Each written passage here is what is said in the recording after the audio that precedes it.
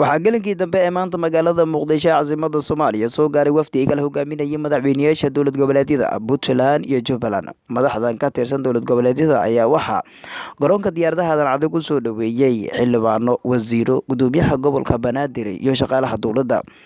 Madaxdan ka tirsan dowlad goboleedyada buntland iyo jubbaland ayaa la filayaa in kulan ay la yeeshaan madaxweynaha Soomaaliya Maxamed Cabdullaahi Farmaajo, kaas oo ay ka wada hadli doonaan xaaladda siyaasadeed ee dalka iyo doorashada 2021 iyo nooc doorasho ee ka dhici karta gudaha dalka Soomaaliya.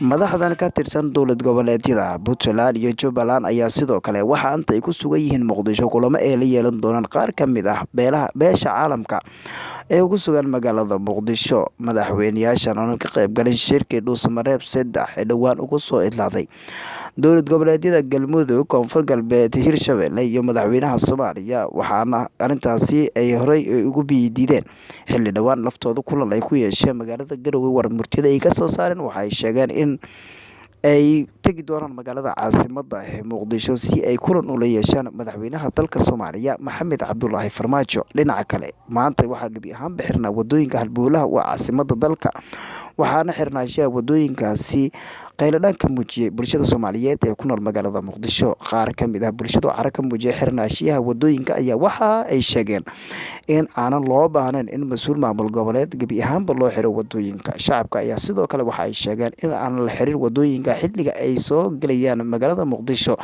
madaxweyniyaasha Koonfur Galbeed, Hirshabelle iyo Galmudug, balse ay sababta ay ku sheegeen in xilligaani madaxweyniyaasha Jubbaland iyo Buntland loogu xirayo wadooyinka. Madaxweynaha Soomaaliya ayayna ku eedeyn arintaasi oo ka dambeeyo.